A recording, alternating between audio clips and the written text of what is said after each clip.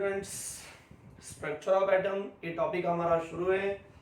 और इस structure of atom topic में इसके पहले के कुछ बहुत सारे लेक्चर्स हमने देखे, जिसमें हमने जनरली जो एटम है उस एटम के बारे में जो भी अब तक के मॉडल्स एटॉमिक स्ट्रक्चर के लिए आए वो हमने बताए, वो हमने डिस्कस किए। और लास्ट वाला जो एटॉमिक मॉडल था वो बोहर्स एटॉमिक मॉडल हमने इसके पहले पढ़ा है। इस बोहर्स एटॉमिक मॉडल में कुछ अगर हम देखते हैं तो उनके कुछ पॉस्टुलेट्स वगैरह जो थे वो थे, रिजल्ट्स थे उनके, जो वहाँ पे पॉस्टुलेट्स और रिजल्ट के साथ साथ हमने उनके कुछ लिमिटेशन वगैरह बताए, मतलब जो ड्रॉबैक्स थे। और वो ड्रॉबैक्स होने के दो जो डेवलपमेंट थे वो थे, एक हेज़बर्ग अनसर्टेनिटी प्रिंसिपल और दूसरा वाला जो डी ब्रॉगली नाम के साइंटिस्ट थे, उन्होंने मैटर का जो यानी कि मटेरियल पार्टिकल का जो ड्यूअल बिहेवियर बताया था, वो दोनों डेवलपमेंट के कारण जनरली जो बोर्स का जो एटॉमिक मॉडल था वो थोड़ा सा फेल हुआ था। ठीक है, अभी बाद में जो साइंटिस्ट थे, अलग अलग साइंटिस्ट मिला के एक्चुअल जो बोर्स की थ्योरी थी, बोर्स ने एक्चुअल उस इलेक्ट्रॉन्स को एज अ रिगार्डेड पार्टिकल माना था। तो उसके बेस पे अगर हम देखते हैं तो जनरली जो थ्योरी थी, बाकी के थ्योरी वो एक्चुअल वेव मोशन और वेव पार्टिकल नेचर वहाँ पे एक्सप्लेन नहीं कर पाया था बोर्स थ्योरी। तो उसी के अगर हम देखते हैं तो जनरली इस कंसेप्ट पे अगर हम देखेंगे तो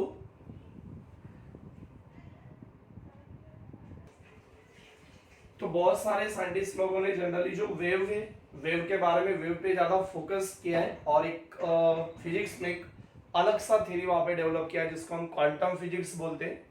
तो उस क्वांटम फिजिक्स के अनुसार जनरली अगर हम देखते हैं तो एक्चुअल स्ट्रक्चर ऑफ एटम या एटम के बारे में जो भी हमें डिस्कस करना है तो एक्चुअल अभी क्वांटम नंबर पे हम डिस्कस करेंगे। तो आज का जो अपना लेक्चर रहने वाला है वो क्वांटम नंबर पे डिपेंड करता है।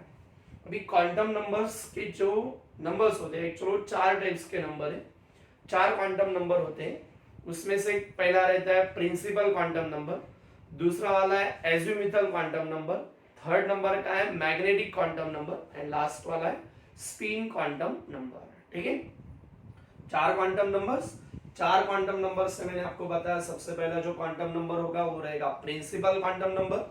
सेकेंड वाला जो क्वांटम नंबर है वो सेकेंड वाला क्वांटम रहेगा एजिमुथल क्वांटम नंबर। थर्ड वाला जो है एक्चुअल उसको हम कहते हैं मैग्नेटिक क्वांटम नंबर और बाद में लास्ट फोर्थ नंबर का स्पिन क्वांटम नंबर या इलेक्ट्रॉन स्पिन क्वांटम नंबर। तो इन चारों क्वांटम नंबर को हमें अभी डिटेल में देखना है। तो सबसे पहले क्वांटम नंबर्स किसी भी ऑर्बिटल और इलेक्ट्रॉन्स के लिए हम अप्लाई करते हैं। तो जनरली कोई भी एक ऑर्बिटल होती है, हर जो ऑर्बिटल्स होती है, अभी ऑर्बिट और ऑर्बिट क्या है कि नहीं, ऑर्बिटल्स और ऑर्बिट क्या है। तो जनरली ऑर्बिट तो हमें पता है, ऑर्बिट को हम शेल्स कहते हैं। उसी तरह ऑर्बिटल क्या है, एक 3 डायमेंशनल स्पेस है अराउंड द न्यूक्लियस जिसमें मैक्सिमम इलेक्ट्रॉन कैपेसिटी वहां पे क्या है, फाइंड आउट होने की चांसेस होते हैं। Probability to find the maximum number of electron that 3 dimensional region are called as orbitals. तो जनरली जो एस पी डी एफ के बारे में आपने जो थोड़ा बहुत आपने पढ़ा होगा या आपको थोड़ा बहुत उसके बारे में अगर कुछ नॉलेज है तो वही ऑर्बिटल्स होते हैं। तो ऑर्बिटल पे बेस पे हमें देखना है, जो हर ऑर्बिटल होती है, each orbital designated by the 3 quantum numbers by label like as कौन कौन से 3 क्वांटम नंबर है, उसमें से n मतलब प्रिंसिपल क्वांटम नंबर है, सेकेंड वाला l मतलब एजिमुथल क्वांटम नंबर है एंड लास्ट ml मतलब वो क्या रहेगा, मैग्नेटिक क्वांटम नंबर। मतलब हर एक जो ऑर्बिटल होती है, हर ऑर्बिटल वहां पे डिजाइनेटेड होती है by the 3 quantum numbers like as the principal quantum number, उसके साथ एजिमुथल क्वांटम नंबर और बाद में मैग्नेटिक क्वांटम नंबर। और अगर हम इलेक्ट्रॉन के बारे में देखेंगे तो each electrons are being assigned with 4 quantum number, 4 set का क्वांटम नंबर रहता है वही।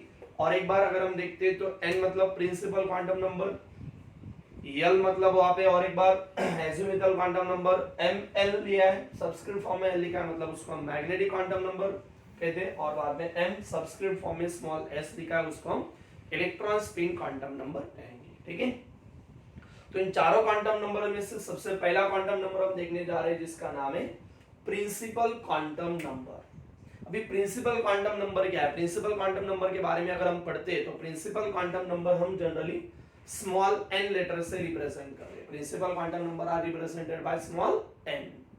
अभी प्रिंसिपल क्वांटम नंबर के बारे में हम जब पढ़ते हैं तो प्रिंसिपल क्वांटम नंबर जनरली हमें किसी भी जो एटम्स होते हैं उस एटम में जो भी ऑर्बिट या शेल्स होते हैं उसके बारे में वो थोड़ा सा इंफॉर्मेशन प्रोवाइड कर सकते हैं। सो जो एक्चुअल जो ऑर्बिट्स है हमने पहले बताया था, न्यूक्लियस के अराउंड में क्या होता है ये हमें पता है, मालूम है। न्यूक्लियस के अराउंड में बहुत सारे जो सर्कुलर पाथ है जिनको हम 1 2 3 4 से रिप्रेजेंट करते हैं, उनको हम capital letter K L M N से रिप्रेजेंट करते हैं। इनको तो हम प्रिंसिपल क्वांटम नंबर कहते हैं। सो जो प्रिंसिपल क्वांटम नंबर होते हैं ऑलरेडी हमने बताया कि principal quantum number n equal to 1 2 3 4 जो भी है।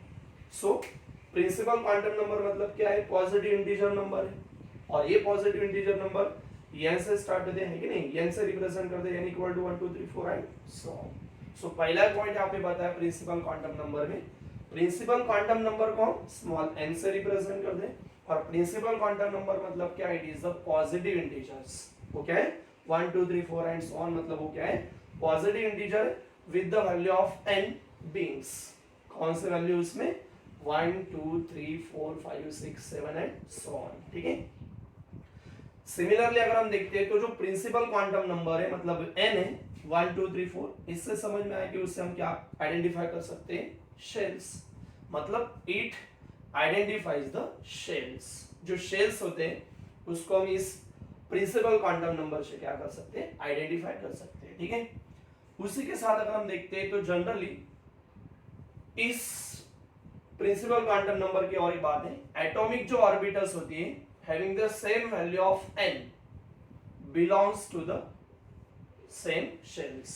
मैंने आपको शायद बताया होगा, अगर नहीं बताया तो आप देख सकते हो। सपोज पहली वाली शेल है K जिसको हम 1 से रिप्रेजेंट करते हैं, L जिसको हम 2 से रिप्रेजेंट करते हैं, M जिसको हम 3 से रिप्रेजेंट करते हैं, N जिसको हम 4 से एंड सो ऑन, ठीक है। तो जनरली हम आगे देखने वाले डिटेल में भी प्रिंसिपल क्वांटम नंबर में होगा ही, जो K शेल है उसका एक ही ऑर्बिटल होता है 1s नाम का, इसके दो ऑर्बिटल है 2s 2p, इसके तीन होते हैं 3s 3p 3d, इसके चार होते हैं 4s 4p 4d 4f। मतलब ये जो पॉइंट्स हमने बताया कि अगर हम देखते हैं तो यहाँ पे n इक्वल टू कितना है 1 है, मतलब नंबर ऑफ ऑर्बिटल्स कितने हैं 1 है, ठीक है। तो यहाँ पे हमने क्या बताया, atomic orbitals having the same value of n belongs to the same shell. मतलब अगर एटॉमिक ऑर्बिटल s है, एटॉमिक ऑर्बिटल p, उनका n अगर सेम रहेगा मतलब 2 2 का रहेगा तो which are belongs to the same cell.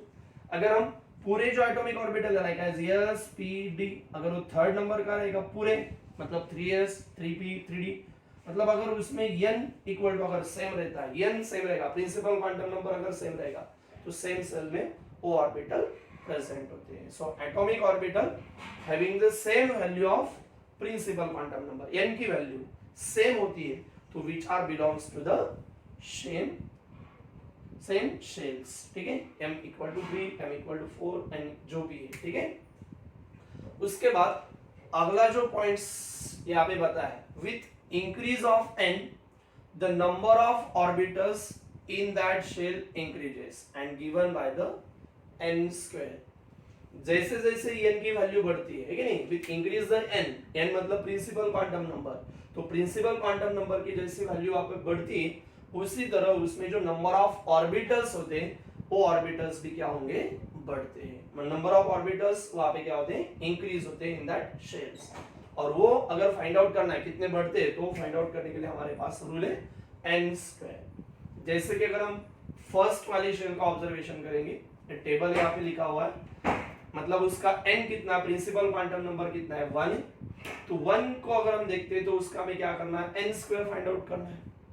उसमें टोटल नंबर ऑफ ऑर्बिटल्स कितने वो फाइंड आउट करने, तो 1 का स्क्वायर कितना आएगा 1, मतलब जो फर्स्ट शेल है उसमें एक ही ऑर्बिटल होती है s, ठीक है।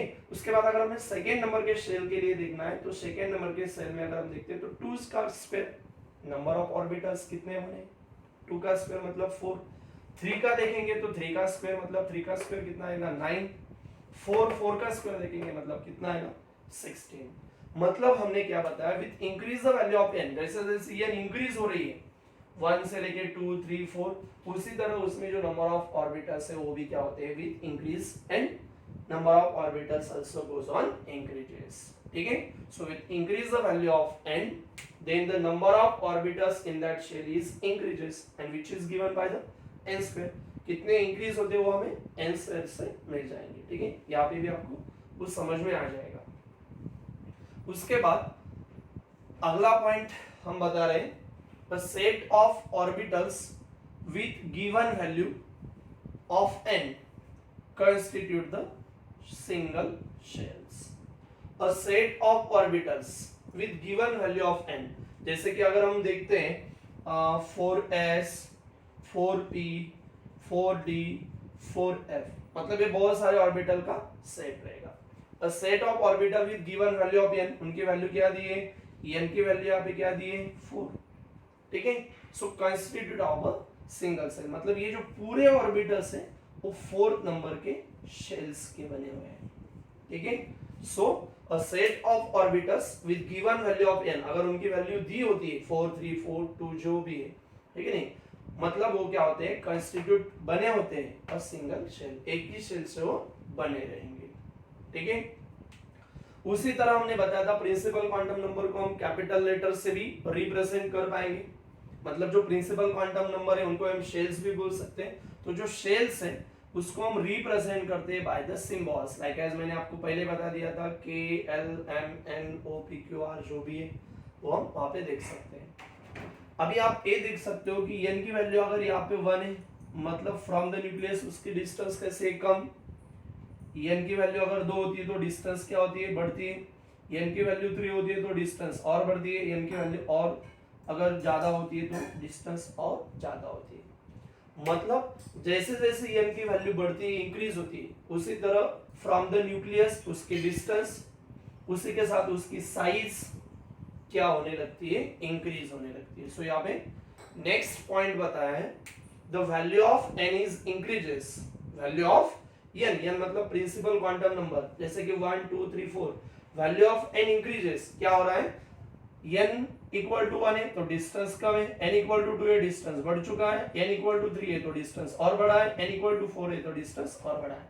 मतलब जैसे जैसे n की वैल्यू बढ़ती है, मतलब प्रिंसिपल क्वांटम नंबर की वैल्यू बढ़ती है with increase, then the distance from the nucleus and also उनकी जो साइज है वो साइज, डिस्टेंस भी न्यूक्लियस से और उनकी साइज भी क्या होती है, शेल की इंक्रीज होती है, और उसी के साथ जनरली उनकी जो एनर्जी है वो एनर्जी भी क्या होती है, इंक्रीज। जैसे कि K जो है उसकी एनर्जी कम है, L एनर्जी ज्यादा, M उसके और एनर्जी ज्यादा, N एनर्जी और ज्यादा।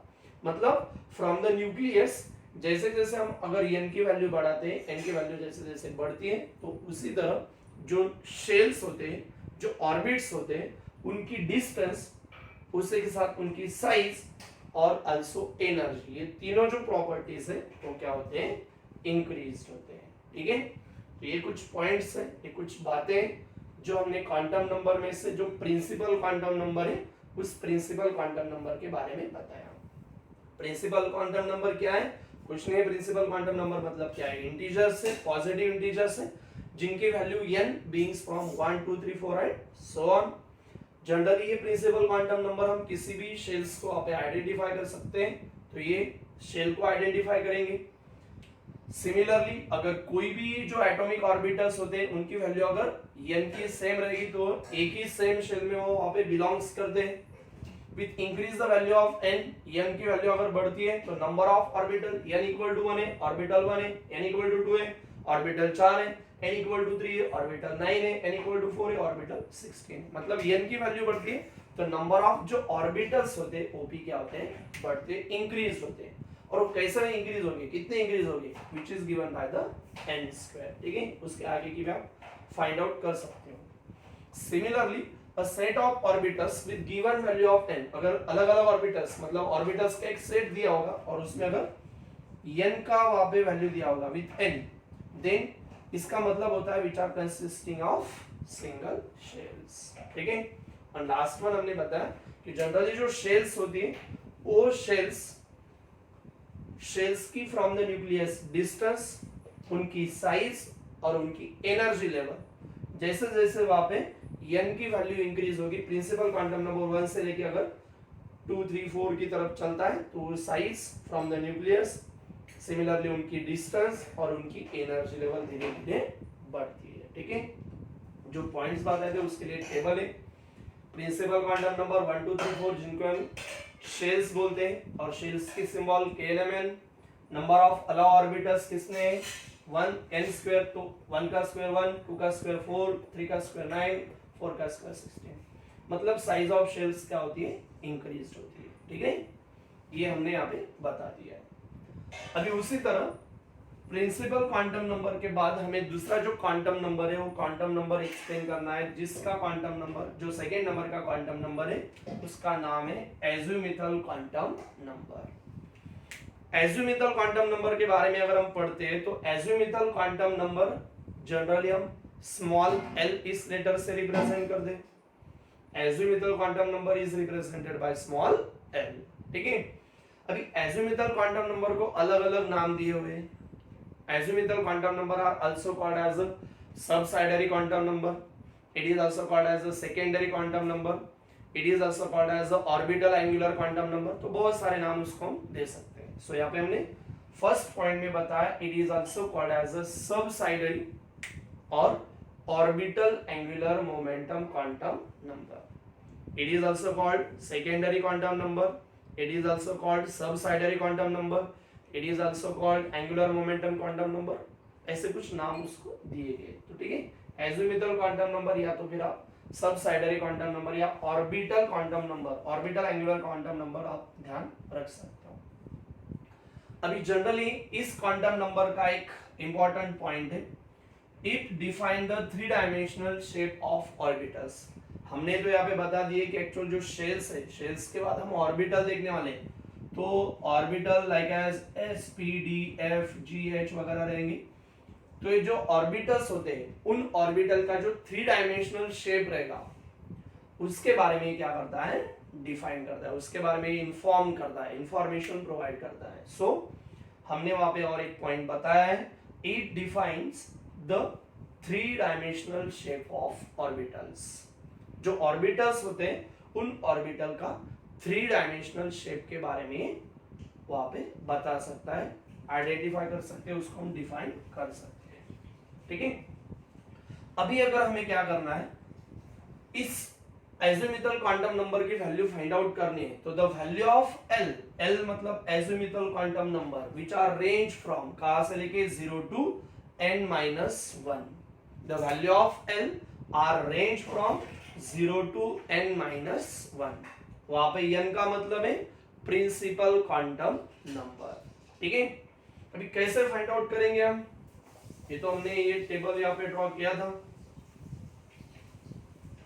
अगर हम देखते हैं like as n equal to 1, n equal to अगर 1 कंसिडर करते हैं तो हम n की वैल्यू कैसे फाइंड आउट करेंगे, l इक्वल टू क्या था, l equal to 0 to n-1, मतलब l equal to 0 to n के जगह अगर हम 1 लेते हैं, मतलब प्रिंसिपल क्वांटम नंबर अगर हम 1 लेते हैं तो क्या आएगा 0 to 1-1 मतलब 0। सो नंबर लाइन आपको पता है, यहाँ पे सपोज हम 0 1 2 3 4 5 कंसीडर करेंगे, -1 -2 -3 -4 एंड सो ऑन। तो 0 to 0 लेके मतलब कितनी वैल्यू आई, सिर्फ 0, एक ही वैल्यू आई, मतलब ये आई, ध्यान रखना है बाद में। अगर हम n इक्वल टू यहाँ पे 2 लेते हैं, यहाँ पे समझ लो, अभी n इक्वल टू कितना है, 2 है, n इक्वल टू 2 है, मतलब यहाँ पे हम क्या करेंगे, n की जगह 2 लेंगे, 2 -1 मतलब यहाँ पे क्या बनेगा 0 to 1, 0 to 1 मतलब 0 to 1 तक अगर हम देखेंगे तो कौन कौन सी वैल्यू आती है, एक 0 आएगी और दूसरी वाली कौन सी आएगी 1, तो यहाँ पे हम लिखेंगे 0 1, समझ में आ रहा है। उसके साथ अगर हम n इक्वल टू अगर थर्ड देखेंगे तो n इक्वल टू 3 देखेंगे, प्रिंसिपल क्वांटम नंबर की वैल्यू n इक्वल टू 3 के लिए अगर हम देखते हो तो यहाँ पे हम 3 ऐड करेंगे तो 3 -1 मतलब कितना होगा यहाँ पे 2, तो वैल्यू क्या आएगी 0 to 2, तो 0 to 2 के बीच में कौन कौन सी वैल्यू आ रही, 0 1 और उसी के साथ 2, मतलब 0 1 2। ठीक है, समझ में आ रहा है। सिमिलरली अगर हम देखते हैं तो n equal to 4, principal quantum number की वैल्यू अगर हम 4 रखेंगे तो क्या आएगा यहाँ पे n के जगह 4 4 माइनस 1, मतलब यहाँ पे आएगा 3। तो 0 टू लेके 3 तक कौन कौन सी वैल्यू आने वाली है? 0, यहाँ पे देख सकते हो नंबर लाइन पे 0 1 2 एंड 3, मतलब 0 1 2 3, ये आप देख सकते हो। जहां जहां पे आपको 0 दिखाई दे रहा है मतलब वो कौन है? यस, आ रहा है समझ में कुछ? ठीक है, जहां जहां पे आपको 1 दिखा रहा है मतलब वो कौन है? पीए। जहां पे आपको 2 दिखा रहा है मतलब वो कौन है? डी है, यहाँ पे चला गया। और एफ का मतलब 3 है। आपको ये एक बात याद रखनी है, जो s ऑर्बिटल होती है उस s ऑर्बिटल की l की वैल्यू कितनी होती है? 0। जो p ऑर्बिटल्स होती है, p ऑर्बिटल्स की जो l की वैल्यू होती है वो कितनी रहती है? 1। जो d ऑर्बिटल होती है उस d ऑर्बिटल की l की वैल्यू कितनी होती है? 2। अगर f ऑर्बिटल होती है तो उसकी l की वैल्यू कितनी होती है? 3। ये आप याद रख सकते हो। ठीक है, so already azimuthal quantum number के बारे में मैंने बताया था। पहले हमने बताया कि एक्चुअल एजिमुथल क्वांटम नंबर को हम स्मॉल l से रिप्रेजेंट कर दे। सिमिलरली जो एजिमुथल क्वांटम नंबर है, एजिमुथल क्वांटम नंबर को हम सबसाइडरी, सेकेंडरी या तो फिर angular orbital angular momentum quantum number कहते हैं। और सबसे ज्यादा इंपॉर्टेंट पॉइंट कि actual azimuthal quantum number define the 3 dimensional shape of orbitals. जो sp-df ऑर्बिटल्स होते हैं उनका जो 3 डायमेंशनल शेप होता है उनके बारे में वो डिफाइन करता है, उनके बारे में वो बताता है। ठीक है, और किसी भी n के लिए, प्रिंसिपल क्वांटम नंबर के लिए l की वैल्यू अगर हमें फाइंड आउट करनी है तो l are range from 0 to n-1। l कैसे फाइंड आउट करेंगे हम? 0 टू n-1। मैंने यहाँ पे बता दिया था कैसे फाइंड आउट करना है, तो उस तरह से हमने यहाँ पे फाइंड आउट कर दिया है। ठीक है, और उसके बाद द नंबर ऑफ सब shell in a shell is equal to n। ये पॉइंट्स याद रखना है। नंबर ऑफ सब शेल, क्या बताया अबे? नंबर ऑफ सब shell in a shell is equal, किसके इक्वल रहेगा? n। n मतलब प्रिंसिपल क्वांटम नंबर। तो यहाँ पे n इक्वल टू क्या है? n इक्वल टू 1 है, n इक्वल टू 1 है। ये नंबर ऑफ शेल भी कितने? 1 है। नंबर ऑफ सब शेल कितने? 1 है। यहाँ पे अगर हम देखेंगे तो n इक्वल टू कितना है? प्रिंसिपल क्वांटम नंबर कितना है? 2 है। तो टोटल नंबर ऑफ शेल कितने? एक s का है और एक p का, मतलब 2 ही है। अगर n इक्वल टू, यहाँ पे अगर हम देखते हैं तो n equal to principal quantum number की वैल्यू 3 है। तो n कितने? n मतलब सॉरी, सब शेल कितने? सब शेल कितने हैं? एक s है, दूसरा वाला p है और तीसरा वाला d है, मतलब टोटल नंबर ऑफ शेल कितने हैं? 3। n इक्वल टू अगर हम 4 देखेंगे, प्रिंसिपल क्वांटम नंबर 4 है, तो उसमें total number of orbit, total number of सब शेल कितने? s p d f, मतलब 4 ही। तो वही दो पॉइंट हमने यहाँ पे बताया कि द नंबर ऑफ सब shell in a shell, shell में रहने वाले जो सब शेल होते हैं वो कैसे रहेंगे? इक्वल रहेंगे या सेम होते हैं, and which is equal to n। n मतलब प्रिंसिपल क्वांटम नंबर के इक्वल होते हैं। ठीक है, जो आज का आर्टिकल हमने बताया, बोर्स एटॉमिक मॉडल की जो थ्योरी थी वो बाद में फेल हुई है, क्योंकि जनरली बोर्स थ्योरी वहां पे उनका एक लिमिटेशन था। बोर्स थ्योरी जो अनसर्टेनिटी प्रिंसिपल था उसके बारे में वो कुछ एक्सप्लेन कर नहीं पाया था। मतलब जनरली इलेक्ट्रॉन के बारे में अगर हम देखते हैं तो इलेक्ट्रॉन्स को एज रिगार्डेड चार्ज पार्टिकल कहता था, लेकिन electrons actual particles as well as wave का नेचर रिप्रेजेंट करता है। ये डी ब्रॉगली ने हमें एक्सप्लेन कर दिया। ये कुछ लिमिटेशंस थे उनके, जो वो थ्योरी वहां पे एक्सप्लेन नहीं कर पाई थी। ठीक है, और उसके बाद जो दो साइंटिस्ट थे, डी ब्रॉगली और उसी के साथ हिल्सबर्ग, जो साइंटिस्ट थे और उनके साथ बहुत सारे साइंटिस्ट, उन्होंने जनरली ज्यादा से ज्यादा फोकस मटेरियल के वेव नेचर पे किया और एक अलग सी थ्योरी वहां पे डेवलप की जिसको हम क्या कहते हैं? Quantum physics. और उस क्वांटम फिजिक्स का हम पार्ट देख रहे हैं क्वांटम नंबर्स। ठीक है, तो क्वांटम नंबर के जो 4 क्वांटम नंबर्स हैं, उन चारों क्वांटम नंबर में से हमने 2 जो क्वांटम नंबर है, प्रिंसिपल क्वांटम नंबर और प्रिंसिपल क्वांटम नंबर के बाद दूसरा वाला quantum number azimuthal quantum number describe form में देखा है, ठीक है। और दो क्वांटम नंबर हमें इस सिलेबस में दिए हुए हैं, जिसका नाम रहेगा थर्ड नंबर का क्वांटम नंबर जो मैग्नेटिक क्वांटम नंबर है, और लास्ट वन का जो फोर्थ नंबर का है जो हम इलेक्ट्रॉन स्पिन क्वांटम नंबर बोलते हैं। तो वो दो क्वांटम नंबर हम नेक्स्ट लेक्चर में देखेंगे। आज के लेक्चर में इतना है।